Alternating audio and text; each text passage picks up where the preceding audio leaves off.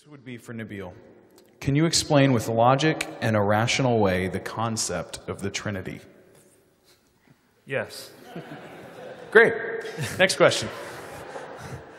No, that's a very good question because it is so idiosyncratic to the Christian faith, and it is extremely important to understand.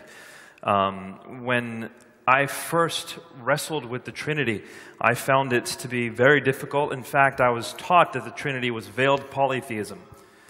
Being raised in a Muslim home, especially with verses from the Quran like Surah Al-Ma'idah, verse 73, it made it pretty clear to me that the Trinity is a belief in three gods, not one. And when I asked the average Christian to explain what the Trinity was, I usually didn't get anything more than a blank stare. And they would say, well, it's 3 in 1. And I'd say, well, what does that mean? You know, it's 3 in 1. It's like, well, that's a shampoo, not God. Tell me, what do you mean 3 in 1? And generally speaking, I wouldn't get a response. I'm going to cut to it so that we can have more questions.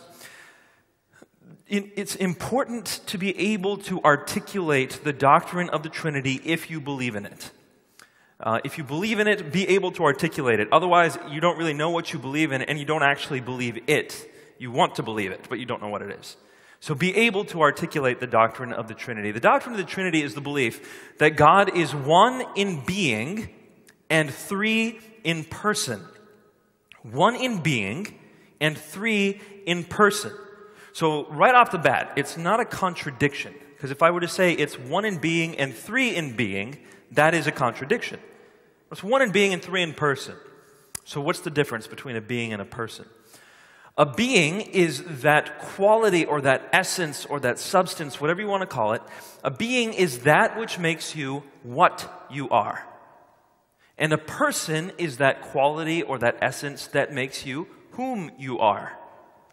So a being is that which makes you what you are. A person is that which makes you whom you are. Now, what kind of a being am I? Thanks for the vote of confidence. I appreciate that. Human being. I'm a human being, just so you know. Now, who am I? I am Nabil Kurejši. So what I am is a human being. That's my being. Who I am is Nabil. That's my person. The two are not the same thing. All of us in here share essentially the same type of being that we are. We are human beings, but none of you share essentially the same kind of person that I am. We're all different persons. So the characteristic of a being is very different from that of a person. I am one being with one person. God is one being with 3 persons.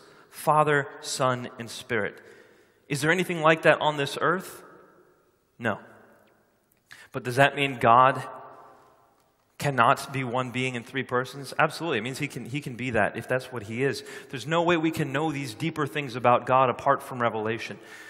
I do think that there is enough evidence in this world for us to conclude that God exists.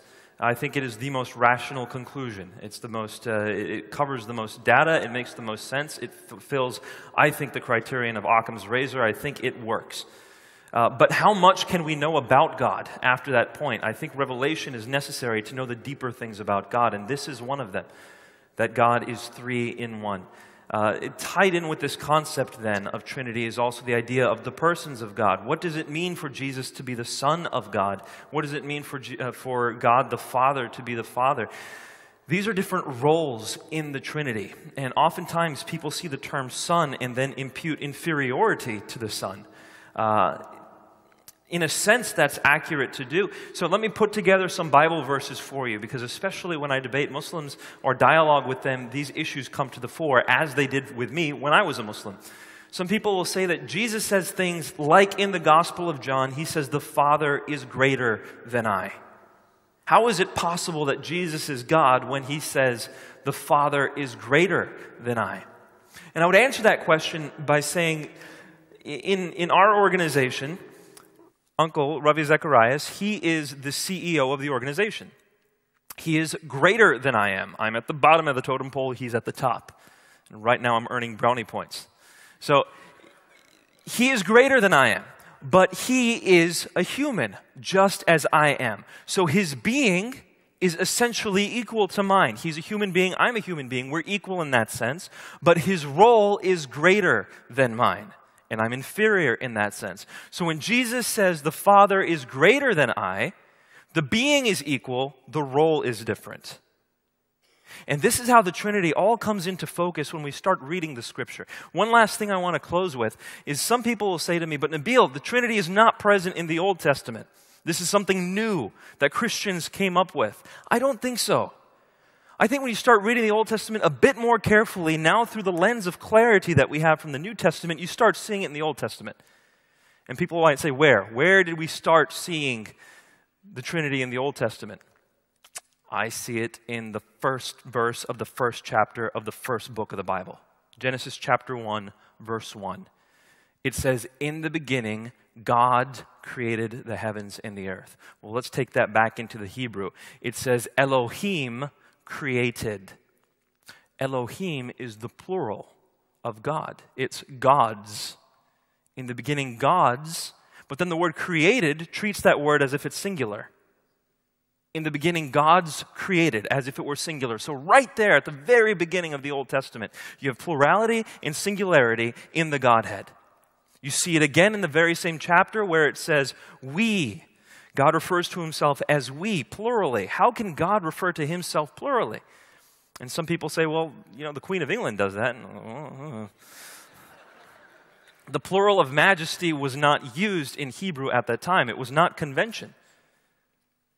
And then also when God says, we will create man in our image, male and female, we will make man.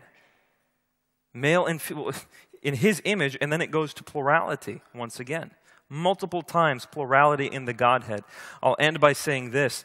In the Shema, this is the statement that Jews would often recite twice a day. Shema Yisrael, Adonai Eloheinu, Adonai Echad. Hear, O Israel, the Lord our God, the Lord is one. Okay, very profound proclamation. The Lord our God, the Lord is one. In a world of polytheism, it's very profound. But that word one, echad, is not used to describe a singularity. It's used to describe something like a cluster of grapes. You would refer to the entire cluster as one cluster. That's what the word echad is.